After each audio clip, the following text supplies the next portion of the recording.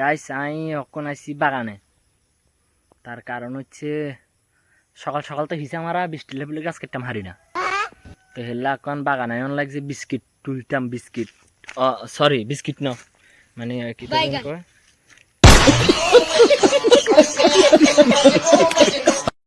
আরে রাবার গাছের মালা তো থাকে দে স্ক্যাপ। আই আইসি অন স্ক্যাপ উঠাইতাম অন অন আইসি তো আইসি অন তো কথা হচ্ছে মশা না কামড়ার হিসে আমার মশা কোনো সারা সারা খাই লাইতাম মনার।